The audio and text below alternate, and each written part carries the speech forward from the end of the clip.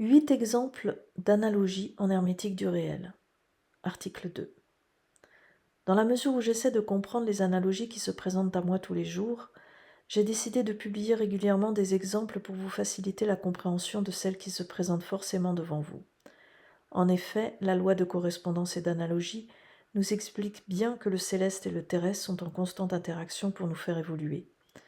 Voici donc un deuxième article qui présente 8 analogies, 8 étant, pour rappel, le nombre symbolique de l'analogie en hermétique. Le feu et l'âme. Le feu est une analogie de ce que nous sommes en tant qu'âme. En langage courant, il existe cette expression « le feu de l'âme », ancrée dans l'inconscient collectif, qui traduit les élans que nous avons parfois. On dit d'une personne amicale qu'elle a une âme chaleureuse, la chaleur du feu. Il existe aussi le mot « défunt » qui, en langage des oiseaux, peut s'entendre comme « défait du feu de l'un », c'est-à-dire de l'âme. Nous sommes défunts quand notre âme s'est éteinte. Le feu est ce qui nous permet de nous réchauffer, d'être à l'aise et d'accéder à notre intériorité lorsque nous le regardons et que nous profitons de ces autres bienfaits générés par la chaleur qu'il répand. En effet, lorsque nous allumons un feu pour obtenir de la chaleur, nous reproduisons l'analogie de l'âme autant à l'intérieur de notre maison que dans notre intériorité personnelle. Ce feu peut prendre la forme d'une chaleur qui émane d'une cheminée ou de radiateur, peu importe, c'est l'analogie de la chaleur qui compte. Aussi les flammes, F initiale de l'âme, qui dansent devant nos yeux, nous mènent à l'intérieur de notre être, à ce que nous sommes en tant qu'âme. Le feu et l'âme sont pour ainsi dire une même chose, les deux étant en lien intime entre le céleste et le terrestre, les deux polarités opposées que nous sommes au travers du A. Le corps et le céleste. Le corps est une analogie à lui tout seul. Ceci s'explique très simplement au travers de la symbolique hermétique de ces lettres. C'est la création non manifestée C de l'or par la pensée, P céleste S. Le corps est donc ce qui émane du céleste pour se manifester dans le terrestre, notre conscience, afin d'expérimenter dans le terrestre, la conscience, ce qui a été initialement créé dans le céleste, l'inconscient. La valeur numérique de ce mot, 26, après réduction théosophique qui donne 8, montre bien que c'est une manifestation de l'analogie inconscient-conscient. L'occasion de rappeler qu'il est donc aussi important de prendre soin de soi d'un point de vue physique que d'un point de vue spirituel, afin de vivre de façon harmonieuse et équilibrée. Les jambes. Les jambes sont les deux membres de notre corps de chair qui nous permettent d'avancer physiquement sur le sol que nous foulons chaque jour. Voici quelques remarques à leur propos. Nous avons deux jambes, une à gauche et une à droite, ce qui peut s'interpréter comme une dualité inconscient-conscient. Par extension, et pour faire bref, le balancement des deux jambes, qui s'élance de gauche à droite et qui se soulève un peu du sol pour s'y poser ensuite, est une analogie de la relation céleste-terrestre. Le J initial de ce mot symbolise le je, J-E, unifié, justement au travers des jambes jointes. Issu des polarités originelles célestes que nous sommes tous, le A, qui, dans le mouvement d'amour M de sa dualité B, exprime E, le céleste, S. Nos jambes sont donc une expression terrestre de notre dualité céleste-terrestre, elle-même issue du céleste. La valeur numérique de ce mot est du reste 5, nombre qui représente l'incarnation en hermétique. Le mouvement est incarné par nos jambes lorsque nous avançons. Les jambes sont donc ce qui nous permet d'avancer tant matériellement que spirituellement. C'est ici que se situe l'analogie. De la même manière que nous traversons la planète en faisant des pas grâce à nos jambes, nous traversons notre intériorité en avançant d'un point de vue spirituel. Remarquons que dans de nombreuses activités physiques, il nous est souvent conseillé de réunir nos deux jambes côte à côte et bien droites, de façon à opérer un recentrage. C'est bien lorsque nous sommes debout, bien droits sur nos jambes, que nous réalisons l'équilibre de l'analogie de la réunification céleste-terrestre. Le père, le papa et la père. Restons dans la dualité avec ces deux homonymes, père et père. Qu'est-ce que le père ? Le père est le 1, nombre initiateur de tout qui va permettre, de par sa division primordiale, d'engendrer une paire, une double cellule par exemple, laquelle engendrera la vie, rien de moins. Le père, en quelque sorte l'unique, l'esprit créateur de toutes choses, voir mon article sur le cercle de la réalité. Le père donc, le A qui vaut 1 dans l'alphabet, est non seulement une dualité de base, ce qui lui permet de se diviser, les deux obliques du A entre autres, mais il engendre aussi la dualité, la paire, celle qui va permettre le développement et l'éternel recommencement de la vie.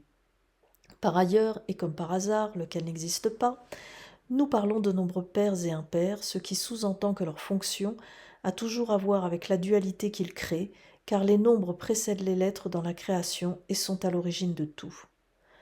Revenons au pair et à la paire, qui sont une analogie d'eux-mêmes. L'essentiel à comprendre dans cette analogie est que tout est double, que ce soit dans le céleste ou le terrestre, tout est double et tout a un opposé qui permet d'expérimenter grâce aux différences liées à l'opposition. Le pair et la paire vont de pair pour nous permettre d'être sur la voie de la réunification de notre dualité. La mère, la maman et la mer, l'océan. Parlant de dualité, celle du père archétypal, 1 le soleil, s'unit à celle de la mère archétypale, 2 la lune, pour engendrer la Trinité, 3 la terre. Très souvent, dans l'éducation des enfants, la mère est apaisante et aimante. Le M initial de ce mot porte le mouvement d'amour en lui. La mère est une expression, E accent grave, réalisée R et exprimée E de l'amour dans le terrestre. Elle berce et rassure, elle est ce lieu où l'on peut revenir pour apaiser et puiser une nouvelle énergie. La mère et la mère ont ces mêmes fonctions d'espace rassurant qui caressent notre âme pour l'apaiser tout en ouvrant sur une nouvelle impulsion et de nouveaux horizons. La mère et la mère représentent la présence du féminin qui protège, qui berce, qui veille, qui enveloppe, la merveille. Là se situe l'analogie entre notre polarité féminine et la polarité originelle céleste du féminin qui permet de porter la vie autant que de la soutenir. La fuite d'eau est le féminin qui fuit. Parlant de féminin, nous pouvons observer qu'une fuite d'eau représente l'analogie du féminin qui fuit, qui n'est pas suffisamment présent en nous, qui n'est pas en équilibre avec le masculin. L'eau représente le féminin dans le sens où il représente le liquide amniotique qui permet de nourrir le fœtus, ainsi que l'élément eau qui permet de donner et de maintenir la vie. L'eau est aussi le haut, H-A-U-T, le céleste. L'eau terrestre est l'analogie de l'eau céleste. Les deux permettent la bonne circulation des fréquences de vie dans le 8. Tout ce qui est en haut est comme ce qui est en bas, tout ce qui est en bas est comme ce qui est en haut. Ainsi, il est intéressant de s'interroger, lorsque nous avons une fuite d'eau chez nous, en la mettant en rapport avec ce que nous sommes en train de vivre pour comprendre ce qu'elle peut exprimer d'inconscient dans notre vie terrestre. Le maçon qui construit. Vivre, c'est aussi construire, bâtir. Et lorsque le maçon construit une maison, il construit le réel. Au travers de son métier, le maçon apprend donc la construction du réel par l'humain, par ses mains, par sa logique et son application. Il constate ainsi qu'il est capable de construire, de créer une réalité pratique, agréable et pérenne. Et s'il cultive bien son art, il le fait avec amour. Ce mot maçon nous parle du mouvement d'amour, M, des polarités originelles A, issues de la création non manifestée, inconsciente et donc céleste, d'où la prononciation S par la cédille, par le féminin incarné, con, c'est-à-dire ici l'humain. En effet, le con est la création non manifestée, C, du principe féminin O, qui incarne N, et c'est bien grâce à cet organe féminin que la vie arrive. Le maçon réalise donc l'analogie du réel dans le terrestre en construisant des bâtiments. La musique. Nous sommes toujours et encore dans l'amour, avec le M initial du mot musique. Cet amour universel qui nous crée et nous accompagne, nous en avons tant besoin que nous éprouvons la nécessité d'écouter de la musique. C'est une façon de nous signaler à nous-mêmes notre propre présence céleste, aux côtés de notre âme terrestre. La musique est la manifestation de l'amour M, unifié, U, qui s'élève au céleste, le S prononcé Z élève, l'inconscient I terrestre, que, représentant le microcosme terrestre unifié et exprimé. La musique est en effet l'analogie qui nous montre que nous nous rassurons inconsciemment au travers de l'amour et de ce qui est céleste en nous, musie, en le manifestant dans notre conscient terrestre que. La valeur numérique du mot musique est du reste 6, qui est le nombre de la vie, juste après l'incarnation. Pour ouvrir, ces 8 exemples d'analogies dans l'hermétique du réel pourraient être approfondis davantage, et des milliers d'autres analogies restent à découvrir, car nous vivons au cœur de l'analogie sans même en être conscients. Tel est le grand secret révélé qui dissout l'hermétique.